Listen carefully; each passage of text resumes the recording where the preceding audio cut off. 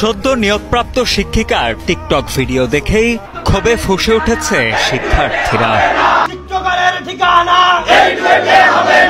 বিক্ষোভ ও মানববন্ধনে উত্তাল পরিবেশ বিরাজ করছে ঢাকা প্রকৌশল ও প্রযুক্তি বিশ্ববিদ্যালয়ে। টিকটকার বা বলতে পারেন যে এই ধরনের কন্টেন্ট যারা ক্রিয়েট করে ওই ধরনের মানুষকে আমরা শিক্ষক হিসেবে দেখতে চাই না। শিক্ষক থেকে আমরা সবকিছু শিখবো, আর উনি যদি এই ধরনের ভিডিও কন্টেন্ট যদি আমাদের সবাইকে দেখায় তাহলে আমরা কি শিক্ষা নিব। 23 মে বিকেলে ঢাকা প্রকৌশল ও প্রযুক্তি বিশ্ববিদ্যালয়ের ক্যাম্পাসের অভ্যন্তরে মানববন্ধন ও বিক্ষোভ করে শিক্ষার্থীরা। জানা যায়, সম্প্রতি নিশাত জাহান ইতু মিয়াজি নামের এক শিক্ষিকাকে নিয়োগ আদেশ দেয়া হয়। বিক্ষোভরত শিক্ষার্থীদের অভিযোগ, সদ্য নিয়োগপ্রাপ্ত শিক্ষিকা অশ্লীল, কুরুচিপূর্ণ এবং নীতি নৈতিকতা বহির্ভূত কর্মকাণ্ডের সাথে জড়িত।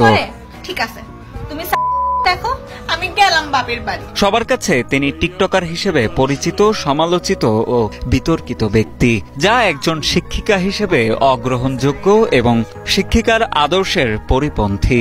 শিক্ষকতার মতো মহৎ পেশায় এমন ব্যক্তিত্ব সর্বদা বর্জনীয় বলেও দাবি সাধারণ শিক্ষার্থীদের। এরকম একজন শিক্ষার্থী যদি বিশ্ববিদ্যালয় শিক্ষক হিসেবে আসে তাহলে বিশ্ববিদ্যালয়ের যে পরিবেশ আছে ওই পরিবেশটা বজায় থাকবে না। শিক্ষক এবং শিক্ষার্থীর ভিতরে যে একটা মহান সম্পর্কটা আছে ওই মহান সম্পর্কটা হচ্ছে বিনষ্ট হবে। আমরা শিক্ষক হিসাবে যে মহান একটা চরিত্র আমাদের সামনে ফুটে ওঠে, মহান একটা সম্মানের জায়গা, কিন্তু যখন একজন শিক্ষক সে কুরুচিপূর্ণ কন্টেন্ট তৈরি করবে, অশ্লীল কন্টেন্ট তৈরি করবে, তখন তার প্রতি সেই সম্মানটা আমাদের আসে না। নিশাত জাহান ইতু মিয়াজির নিয়োগ আদেশ বাতিল এবং স্থায়ীভাবে বহিষ্কারের জন্য ইতোমধ্যে আবেদনও করেছেন শিক্ষার্থীরা। উল্লেখ্য, তার টিকটক আইডিতেও কুরুচিপূর্ণ বিভিন্ন ভিডিও দেখা যায়। জীবনে কোনো সময় কোনো শিক্ষককে দেখিনি যে এরকম কুরুচিপূর্ণ বা অশ্লীল কোনো কন্টেন্টের সাথে উনি জড়িত ছিল। হ্যাঁ, একজন শিক্ষক, উনি নাটক, সিনেমা বিভিন্ন জায়গায় অভিনয় করতে পারে, এটা ওনার পার্সোনাল লাইফ, কিন্তু ওইখানে অভিনয় করা বা যে কোনো প্ল্যাটফর্মে যে কোনো কিছু বলার আগে ওনার বুঝে শুনে